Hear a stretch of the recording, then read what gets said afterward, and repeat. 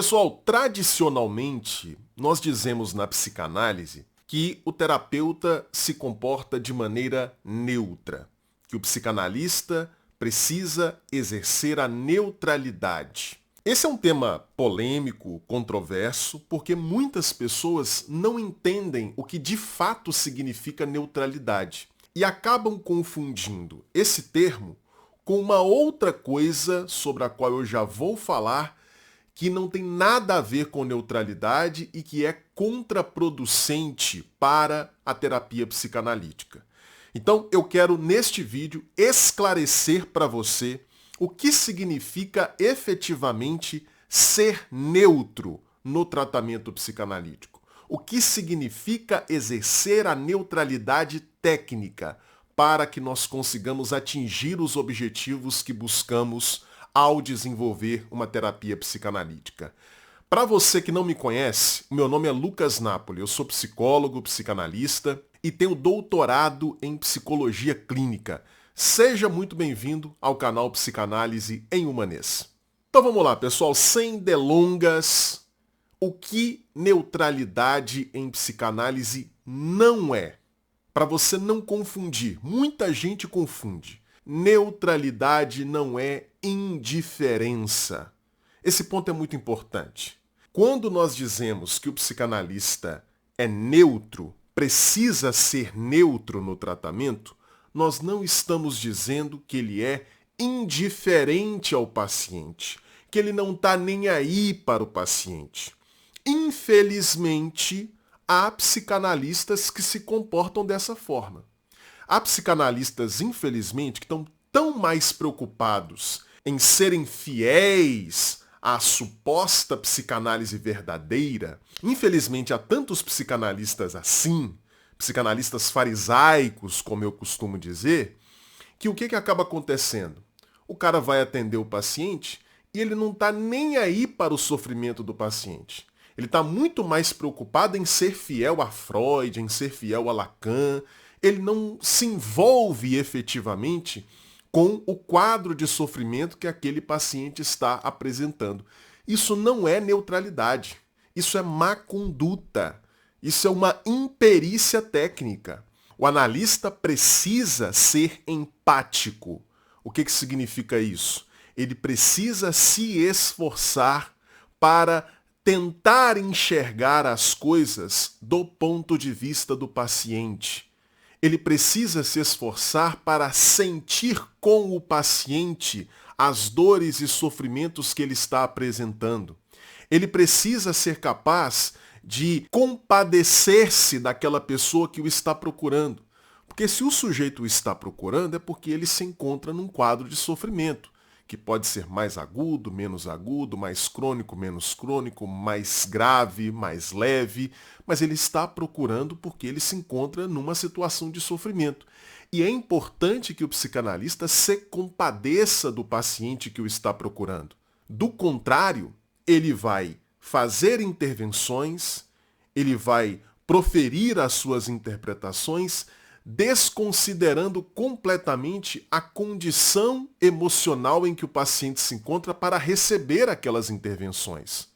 Ora, um bom cirurgião não vai fazer uma intervenção cirúrgica num paciente que provoca dor sem utilizar anestesia, porque ele sabe que vai ser insuportável para aquele sujeito passar por aquele procedimento sem anestesia. Da mesma forma, o psicanalista não pode sair jogando na cara do paciente supostas verdades. Não, ele precisa estar atento, conectado com o paciente, para que as intervenções que fará possam ser suportadas e assimiladas por esse sujeito. E ele não tem como fazer isso a não ser se compadecendo, a não ser exercitando a empatia. Tanto essa empatia mais superficial, em que você tenta enxergar as coisas tal como o paciente as vê conscientemente, como principalmente a empatia propriamente psicanalítica, que é aquela em que você tenta se identificar com o que está acontecendo no inconsciente do paciente. Então, em primeiro lugar, é importante compreender isso. Ser neutro não significa ser indiferente. O O analista precisa ser empático, precisa ter benevolência, ter boa vontade com o paciente, precisa ser amigável. É importante que o psicanalista crie um clima amigável para que o paciente possa se tratar. Ele está vindo de uma condição de sofrimento. Ele não pode encontrar na análise um contexto, uma atmosfera que seja repressora, ou seja, extremamente fria. Ele precisa encontrar um contexto acolhedor, amigável. Isso não entra em contradição com a neutralidade. O exercício da neutralidade como frieza e distanciamento excessivo é um erro, é uma imperícia técnica. Agora vamos falar o que neutralidade é. Eu vou citar aqui para vocês 3 coisas que o psicanalista não faz no tratamento, não deveria fazer normalmente, e que expressam justamente essa atitude que nós chamamos de neutralidade técnica. Em primeiro lugar, ser neutro significa não tomar partido.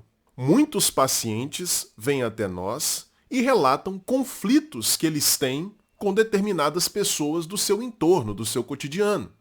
De repente o paciente vem para você e fala de um problema que ele está tendo com a namorada, discussões que ele vem tendo com a namorada. De repente esse sujeito reclama que a sua namorada não está mais querendo ter relações sexuais com ele. Ou de repente vem uma pessoa e diz para você que ela está sendo muito pressionada pelo chefe no trabalho. Ora, o psicanalista, em função do exercício da sua neutralidade, não tomará partido nesse conflito. Ah, Lucas, o psicanalista não ficará do lado do paciente? Não. O psicanalista ajudará o paciente a explorar o que está em jogo nesses conflitos.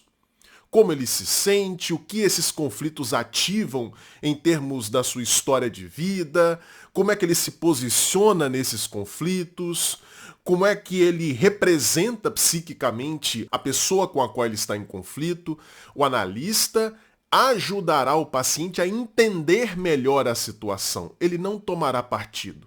Ele não ficará do lado nem do paciente, nem do lado da outra pessoa. Isso é muito importante. Eu não vou ficar dizendo para o meu paciente que ele está certo em se sentir chateado e reclamar da indisponibilidade sexual da sua namorada, e nem vou ficar falando para o paciente, olha para o lado dela, vê o que ela está precisando, vê se ela não está agindo dessa forma porque você não está se esforçando o suficiente para ser carinhoso com ela. O analista não ficará do lado do paciente dizendo, é mesmo, esse chefe seu é muito pressionador, você deveria procurar um outro emprego, você não pode aceitar isso, e nem ficará do lado do chefe dizendo, não é assim mesmo, o mundo do trabalho é assim, no mercado de trabalho você tem que atingir as metas. Não! O analista não ficará de um lado nem do outro, ele não tomará partido. Essa é a primeira coisa que o psicanalista não faz e que expressa a neutralidade técnica. A segunda coisa que o psicanalista não faz e que expressa a sua neutralidade técnica é não aconselhar. O analista não dá conselhos. Como assim, Lucas? Eu vou para terapia para que a pessoa me oriente sobre o que eu preciso fazer, porque supostamente o profissional sabe mais do que eu sobre a vida, então ele vai me dizer qual é o melhor caminho que eu devo tomar. Nada disso. Se você acha que terapia é isso, preciso te dizer, pelo menos no caso da psicanálise não é. Tem terapias por aí em que o terapeuta adota esse papel. Ele se acha o dono da verdade, o conhecedor da realidade, o sábio que vai dizer para você quais são os melhores caminhos para a sua vida. Na psicanálise não é assim, não. O psicanalista não vai se colocar nessa posição. Então, ainda que ele, como pessoa, olhe para a situação que você está passando e pense assim, se essa pessoa fosse por esse caminho, seria melhor. Ainda que ele pense isso, ele não tomará essa cogitação contratransferencial, como a gente diz na psicanálise. Se você não sabe o que é contratransferência, a gente tem um vídeo aqui no canal em que eu falo um pouquinho sobre isso. ele não tomará essa cogitação contratransferencial como fonte da sua intervenção.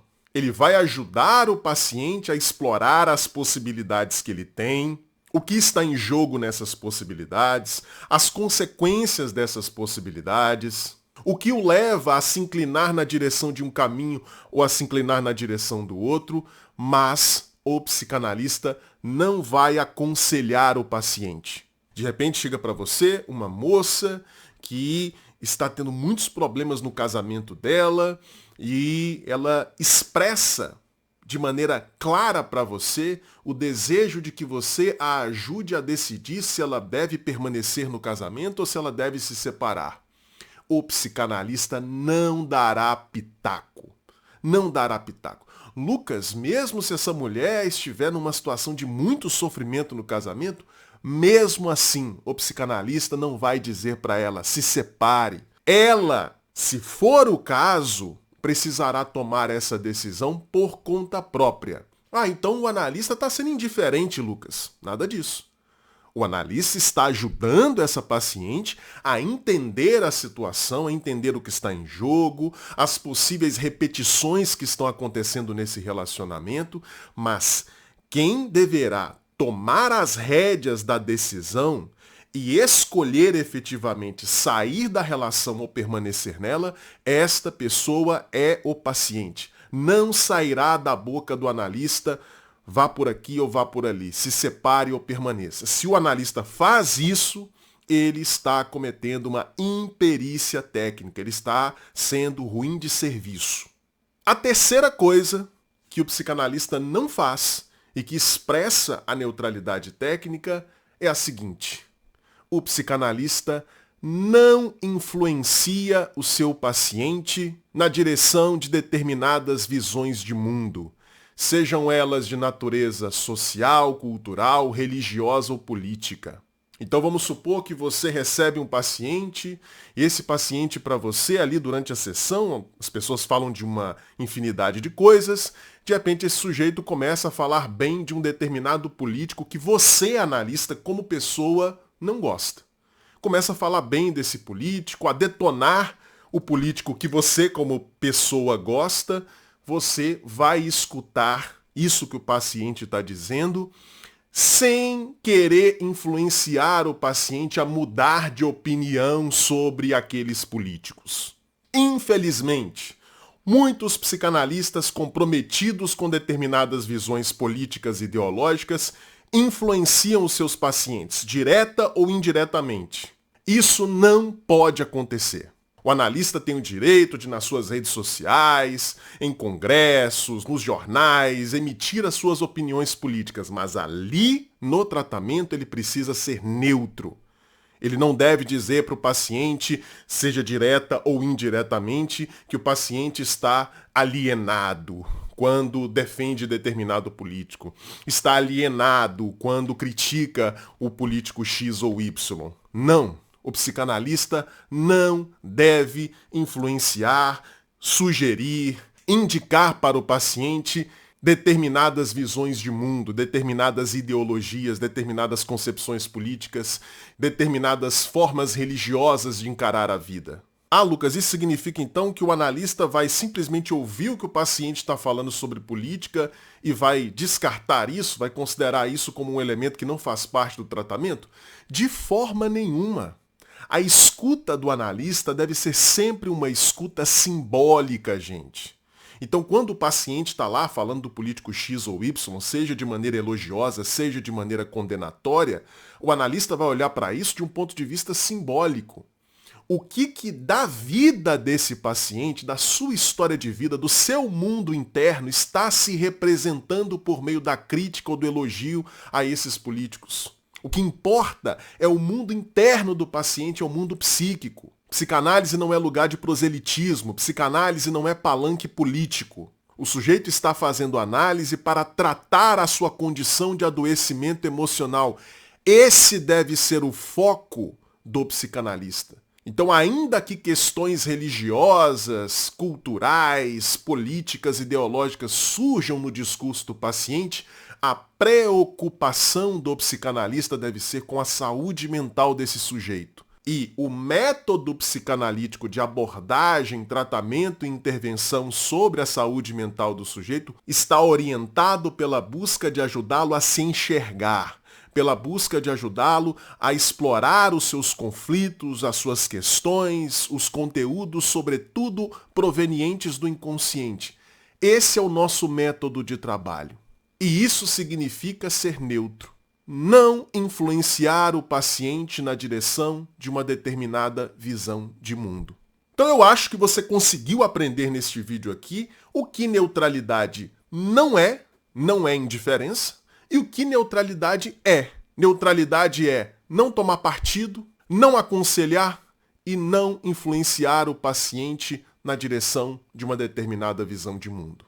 E se você quer aprender mais sobre psicanálise, aprender de maneira mais aprofundada, de maneira mais detalhada, isso que você viu aqui é só um tira-gosto. Se você quer a refeição completa, você precisa estar na Confraria Analítica, que é a minha escola de formação teórica em psicanálise. É a maior do Brasil e a mais acessível do Brasil. Na Confraria você vai ter acesso a quase 400 horas de aulas já disponíveis, e há 2 aulas novas toda semana. Uma aula ao vivo, que acontece toda segunda-feira às 8 horas da noite, que fica gravada, e uma aula gravada mais curta, que é publicada toda sexta-feira.